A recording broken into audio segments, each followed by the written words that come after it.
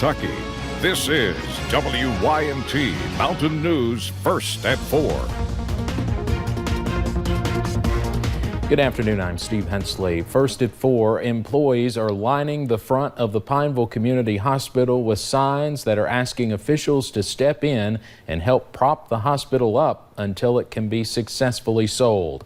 WYMT's Hannah Reynolds is in Pineville at the protest where employees and their loved ones have been for several hours. Protesters have been out here outside of the Pineville Community Hospital since around noon. They say this comes after when the city decided yesterday that they could no longer feasibly afford to operate the hospital on their own. They say that while they understand the city did everything they could, they need other officials to step up and do their part as well to save the hospital. Several city and county officials, as well as State Representative Adam Bowling, joined the employees and their loved ones outside to support the employees in their efforts after they have sacrificed and waited several months to keep the hospital doors open. The biggest concern on the minds of employees and officials alike outside is wanting answers on the future of the hospital and when they can get started with new ownership. Now today there's more uncertainty. It looks like another group had the highest bid, so now everybody's wondering, when is that group going to come get on the ground, get some money in here to help keep up the day-to-day operations and take over the hospital. The protesters say they do not have a set time of how long they're going to be out here, but they say they will stay as long as it takes. In Bell County, Hannah Reynolds, WYMT Mountain News. Meanwhile, we're still waiting to find out if any companies successfully win the bid on the hospital. Hundreds of Black Jewel miners and their families gathered at the railroad tracks for answers this afternoon. Attorney Ned Pillersdorf met with the miners to tell them what happened in the last couple of days in bankruptcy court. Copper Glow bought the mines in Harlan and Letcher counties and has promised $450,000 to pay the miners, as well as $550,000 over the next 2 years. They say they do plan to open the mines and hire back as many of the miners as possible. The miners are owed $2.6 million in wages. There is a property lien that Pillersdorf is fighting with the government to get the millions of dollars needed to pay the miners. Assuming they mine coal, we know we're getting at least $1 million, and us and the government are going to negotiate over the $6 million. The goal has always been to get at least $2.6 million. And based on what happened in bankruptcy court, I think it came out 100 times better than I ever imagined. Pillersdorf talked at the tracks with the miners for about an hour. He is optimistic about the future. We'll have more on his meeting with them tonight at 6 and 11.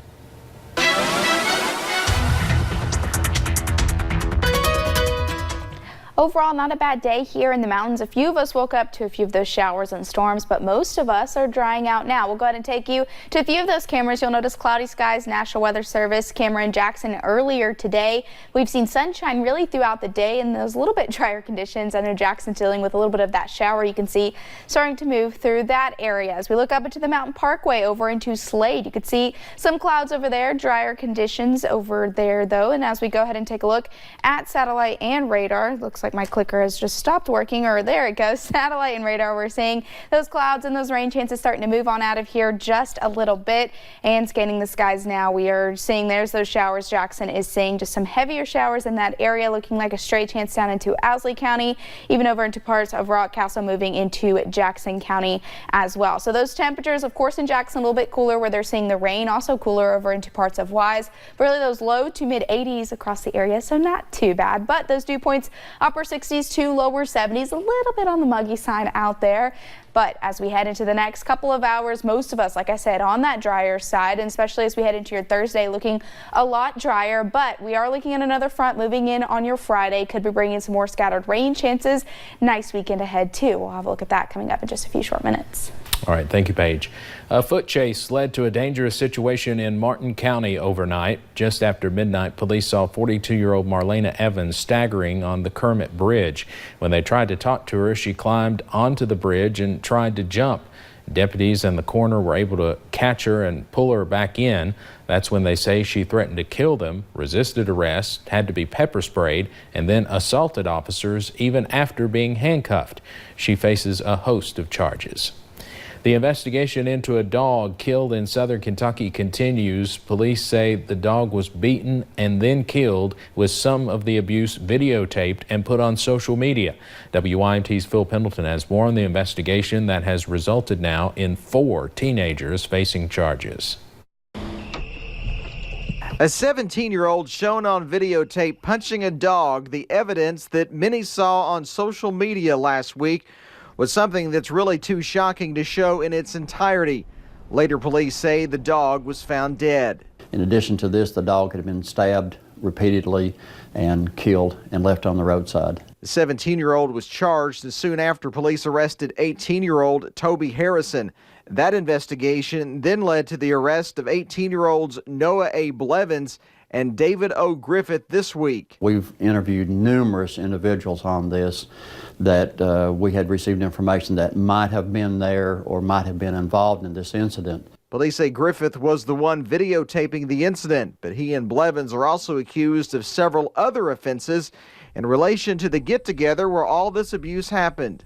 Unlawful transaction with a minor because there were some minors present that were under the influence. Griffith and Blevins were also charged with obstruction of governmental operation based on what they allegedly told their friends. If law enforcement come knocking on your door and ask if we were there, we weren't there. Griffith will be arraigned on August 19th. Blevins was scheduled to be arraigned today. In Laurel County, Phil Pendleton, WYMT Mountain News. Police say they do not expect to make any more arrests in the case.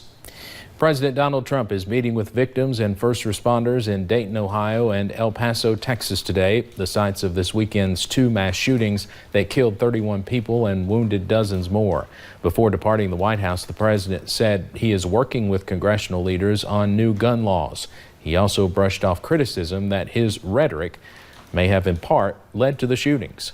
I think my rhetoric is it brings people together, whether it's white supremacy, whether it's any other kind of supremacy, whether it's Antifa, whether it's any group of hate. I am very concerned about it, and I'll do something about it. The president says there is not a political appetite for a ban on assault-style weapons. While the president is visiting the sites of this weekend's deadly mass shootings, calls for Senate Majority Leader Mitch McConnell to take action intensify.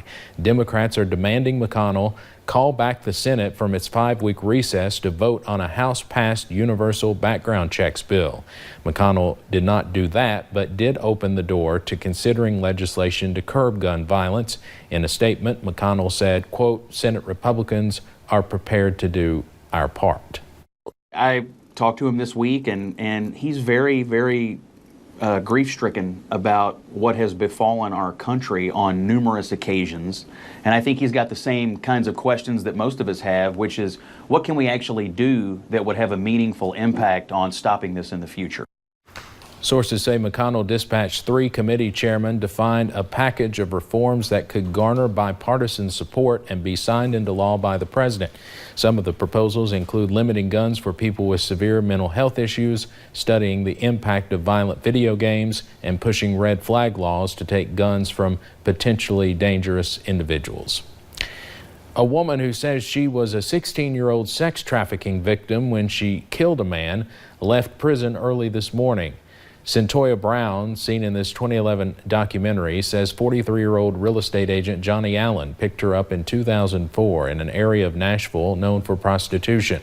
She says Allen agreed to pay her $150 with the intent to have sex and drove her to his home.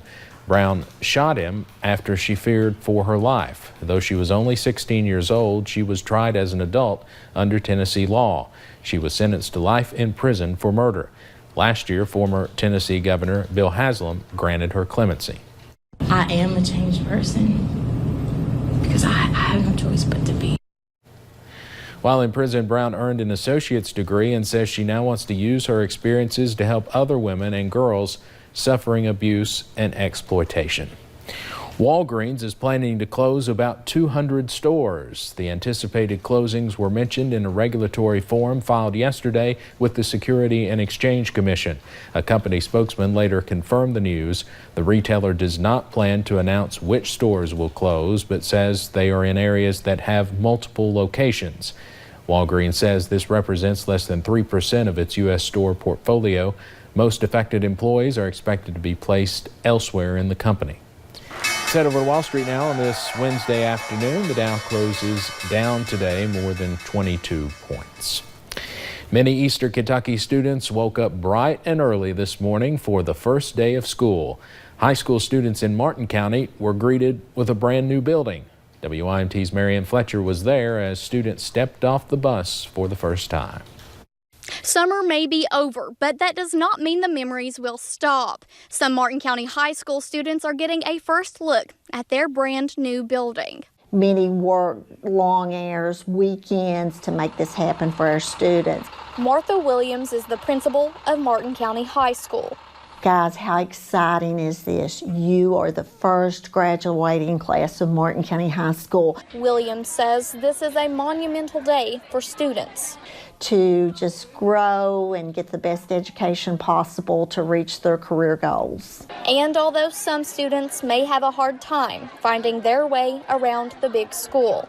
When I did a survey yesterday with the freshmen, the number one concern was getting lost. Teachers stepped in and offered a little help to students with finding their classes and friends. I'm really kind of pleased because I feel like, considering we're in a new building, that things are going relatively smooth.